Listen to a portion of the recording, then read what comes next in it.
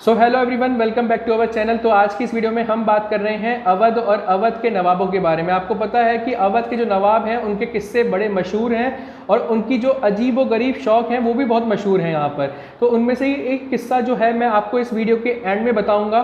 तो देखिए, यहाँ पर हम बात कर रहे हैं अवध की।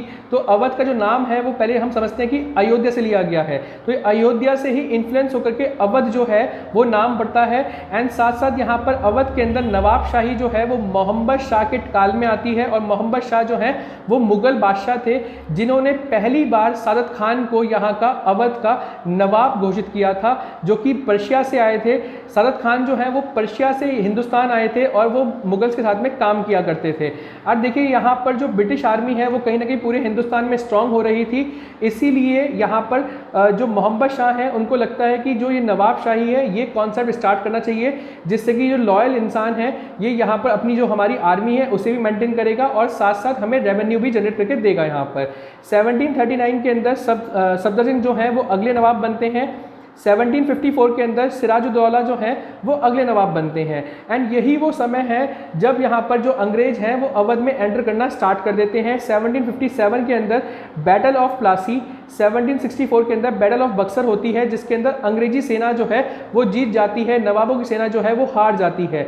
बैटल ऑफ बक्सर के अंदर बंगाल, अवध और मुगल तीनों सेना इकट्ठे होकर लड़ रही थी, लेकिन फिर भी वो यहाँ पर हार जाती है अंग्रेजी सेना के सामने।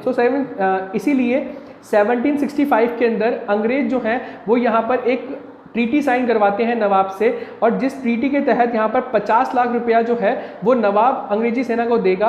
और उसके बाद में जो अंग्रेजी सेना है जिन्होंने जितने भी इलाके उन्होंने जीते थे इस दौरान में इस पूरे बैटल के थ्रू, वो वहाँ पर उनको वापस करने पड़ेंगे। एंड साथ साथ ब्रिटिश आर्मी अपनी पूरी एक बटालियन जो है वो वहाँ पर अवध के अंदर अपॉइंट करेगी, जिसकी मेंटेनेंस कॉस्ट भी जो है वो नवाब को देनी पड़ेगी।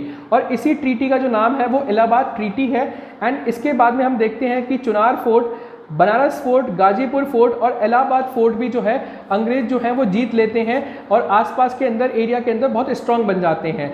एंड साथ साथ यहाँ पर जो मेंटेनेंस कॉस्ट थी ब्रिटिश आर्मी की वो भी धीरे धीरे बढ़ती हुई आपको दिखेगी यहाँ पर। इसीलिए नवाब जो है वो इनसे खफा थे और इनकी खिलाफत करना स्टार्ट कर देते हैं।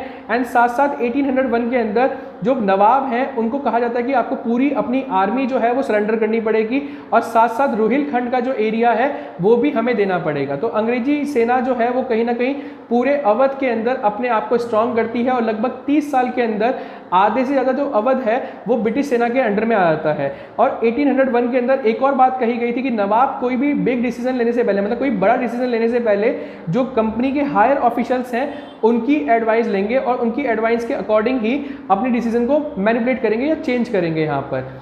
और यही वो एक रीज़न था जिसके बाद में जो है पूरे नवाब जो हैं वो खिलाफ हो जाते हैं और कहीं ना कहीं यहाँ पर जो ब्रिटिश सेना की खिलाफत करना स्टार्ट कर देते हैं। 1847 के अंदर वाजिद अली शाह जो हैं वो यहाँ की गद्दी पे जो है वो बैठते हैं और यही वो है इंसान जो लास्ट नवाब भी बन जाते हैं इस पूरे अवध के। तो देखिए, यहाँ पर ये बहुत मनमौजी थे, पोइटिक थे, इनको नाच गाना बहुत पसंद था। इनकी 300 वाइफ थी, जिनमें से सबसे फेमस और सबसे फेवरेट जो हैं वो सरफराज महल हैं। और इन्होंने सबसे बड़ा रेवोल्यूशनरी स्टेप जो है वो यहाँ पर ये लिया था कि इन्होंने कहा था, वाजिद अली शाह ने ही कहा था कि भाई कोई भी अनाज जो है वो यहाँ की मंडी से बाहर, मतलब कि अवध की मंडी से बाहर जाके नहीं बिकेगा। सारा अनाज जो है वो अवध की मंडी में ही बिकेगा और सारा रेवेन्यू जो है वो मुझे ही दिया जाएगा और फिर मैं उसको अपने हिसाब से देखूंगा। एंड यहाँ पर लखनऊ के अंदर उन्होंने एक और कल्चर जो है वो स्टार्ट किया था। आपको याद होगा कि 1801 के अंदर नवाबों की आर्मी जो है वो सरेंडर करा दी गई थी, लेकिन इन्होंने यहाँ पर लखनऊ में खुद की एक आर्मी क्रिएट करी और उस आर्मी से ये सुबह सुबह यहाँ पर जो है सल्यूट लिया करते थे और इससे भी यहाँ पर अंग्रेज जो है वो खिलाफत करना स्टार्ट कर देते हैं और इनके खिलाफ में जो पूरा एक जंजाल है वो क्रिएट करना स्टार्ट कर देते हैं। लॉर्ड डलहौजी जब सितंबर 1848 में हिंदुस्तान आते हैं तो सबसे पहला टारगेट उनका अवध को जीतना ही होता है और वो ये भी कहते हैं कि असल में एक अवध जो है बहुत इंपॉर्टेंट भी है। और उनकी एक बहुत बड़ी लाइन भी है यहाँ पर कि जिसमें वो कहते हैं कि अवध तो एक चेरी का पेड़ है जिसे मैं हिलाऊंगा और चेरी जो है वो गिर जाएगी। यहाँ पर देखिए, लॉर्ड डलहौजी जो है उन्होंने यहाँ पर एक पूरी रिपोर्ट सबमिट करी जिसके अंदर उन्होंने बताया कि 1801 का जो यहाँ पर ट्रीटी था उसको वॉयलेट कर रहे हैं नवाब और इसीलिए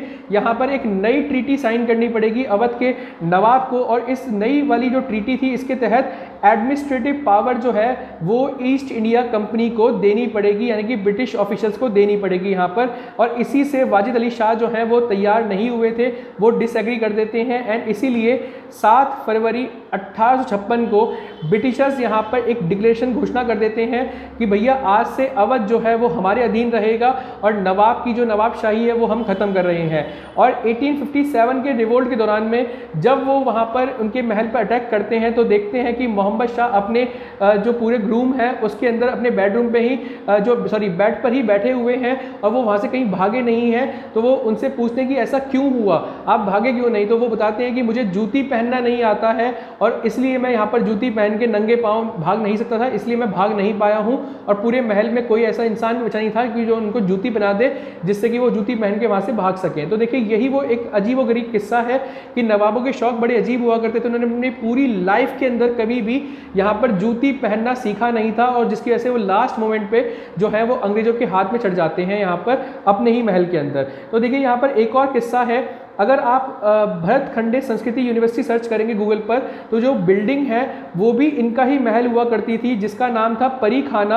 और इस परी खाना के अंदर जो इनकी फेवरेट जो वुमेन हुआ करती थी उनको ये रखा करते थे। तो ये भी एक इनका शौक था कहीं ना कहीं। साथ साथ हम ये देखते हैं कि बेगम हजरत महल जिन्होंने 1857 की जो क्रांति है उसको यहाँ पर लीड किया था वो भी यहाँ पर जो है वाजिद अली शाह की ही वाइफ थी। तो देखिए ये जो वीडियो है इसके अंदर मैंने आपको पूरा बताया है कि कैसे अंग्रेज जो है वो वहाँ पर एंटर करते हैं और मैंने मेन जो पॉइंट्स हैं वो यहाँ पर इकट्ठे किए हैं और एक और जो किस्सा है वो मैं डिस्कस किया है। आपको अगर वीडियो अच्छी लगी हो तो चैनल को सब्सक्राइब कीजिएगा